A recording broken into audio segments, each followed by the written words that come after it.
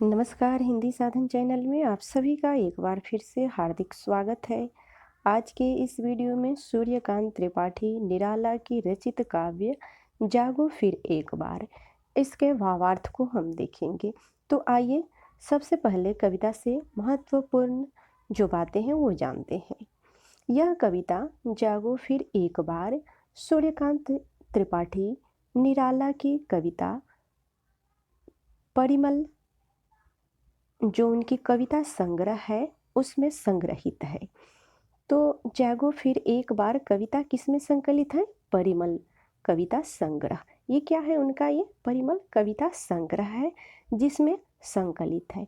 और इस परिमल का प्रकाशन वर्ष 1930 ईस्वी में हुआ था। प्रकाशन वर्ष 1930 ईस्वी में हुआ था। इस कविता में कवि ने भारत के अतीत का गौरवमय चित्रण किया है। इसी संदर्भ में कवि भारतीयों को जागते रहने का संदेश देते हुए कहते हैं, भारत के गौरव गाथा को स्मरण करते हुए देशवासियों को नई उत्साह और ओजस्विता को अपनाने के लिए प्रेरित करते हैं। वे ऐतिहासिक परिवेश की ओर संकेत करते हुए कहते हैं कि भारत का अतीत बहुत ही गौरवशाली था। हमारे यहाँ के वीर युद्ध क्षेत्र में प्राणों की बाजी लगाकर अमरत्व को प्राप्त हो जाते हैं। ऐसे ही वीर योद्धाओं की गौरव गाथा का गुणगान करते हैं। यहाँ के समुद्र के विशाल नदियों और उनके तटों पर रहने वाले लोगों अर्थात सिंधु सभ्यता के लोगों ने भी अनेक बार गाया था। इसीलिए जब जब विदेशी आक्रांताओं ने भारत पर आक्रमण किया है, तब तब यहाँ के वीरों ने चतुरंगी सेना के साथ उनका डटकर मुकाबला किया है। इसी तरह जब विदेशियों ने आक्रमण किया, तब गुरु गोविंद सिंह जी ने यह घोषणा किया था कि सवा सवा लाख पर एक को चढ़ाऊंगा। अर्थात जब तक सवा सवा लाख शत्रुओं पर अपने एक वीर को समर्पित नहीं करूंगा, तब तक मैं अपने नाम को सार्थक नहीं मानूंगा। कवि कहते हैं कि वीर लोग इस राग को सुनकर और भी उत्साह से झूमने लगते हैं। इस राग से वीर योद्धाओं में दो गुण शक्ति बढ़ जाता था, अर्थात शत्रु उन पर विजय नहीं पा सकते थे। गुरु गोविंद सिंह और उनके योद्धा 12 महीनों तक खून की होली खेलते थे। आज भी गुरु गोविंद सिंह जैसे शेर है, किंतु आज उन शेरों के माद में सियार घुस आया है। इन्हें मारने के लिए हे भारतीय वीरों, उठो, अब तुम जागो और सतर्कता के साथ उनके से सामना करो, उनका दमन करो।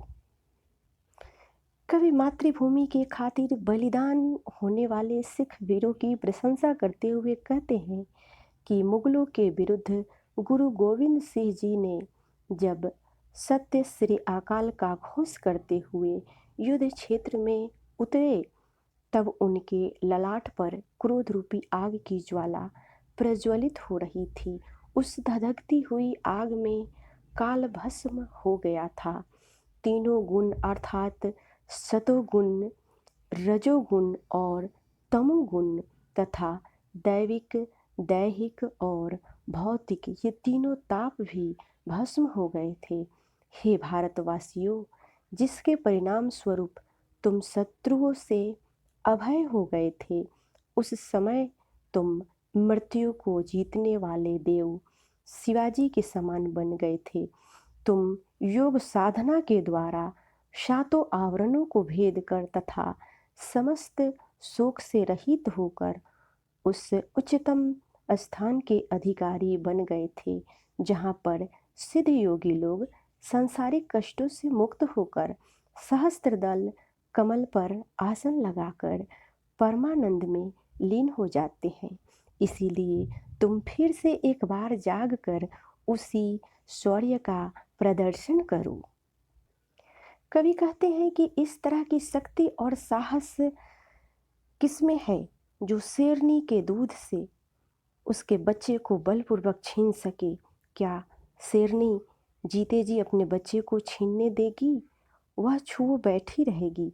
अर्थात सिंहनी ऐसा तब तक नहीं होने देगी जब तक उसके प्राण रहेंगे।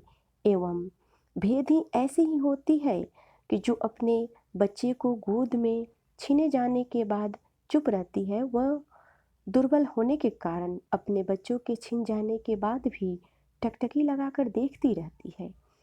वह अपने संतान के छिन जाने के बाद जीवन भर दुखी होकर आंसू बहाती रहती है और अपने व्यथित जीवन पर रोती रहती है।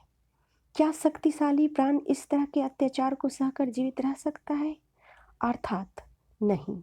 वह अत्याचार सहने से ही की अपेक्षा मर जाना अच्छा समझेगा।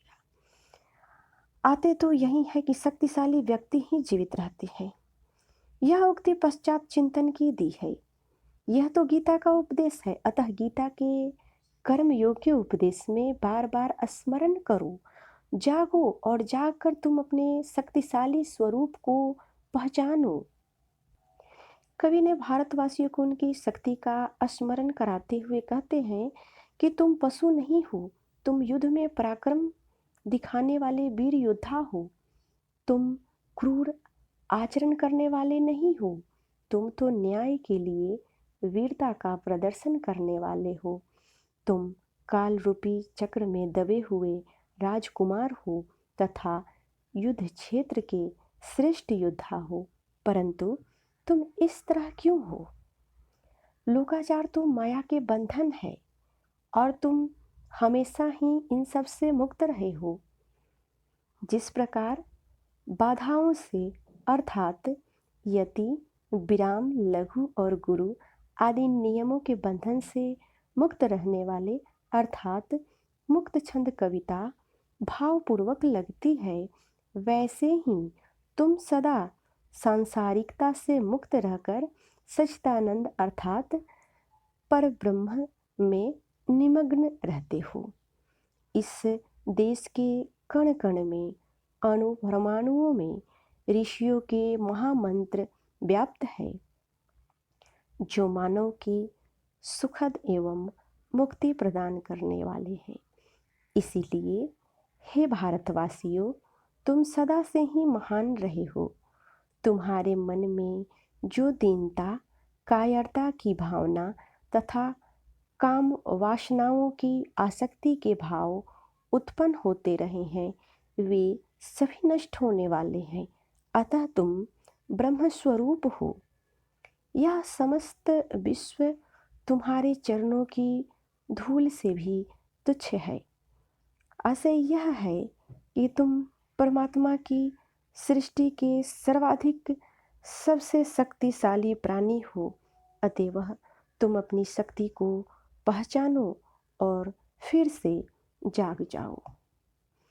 तो आज के इस वीडियो में कवि सूर्यकांत त्रिपाठी निराला की रचित काव्य जागो फिर एक बार के भावार्थ को हमने देखा। मुझे उम्मीद है यह वीडियो आपको पसंद आएगी। मिलते हैं अगले वीडियो में, तब तक आप सभी को वीडियो देखने के लिए बहुत बहुत धन्यवाद। अगर आपने अभी तक हिंदी साधन चैनल को सब्सक्राइब नहीं किया है तो इसे अवश्य ही सब्सक्राइब कर ले। एक बार फिर से आप सभी को धन्यवाद।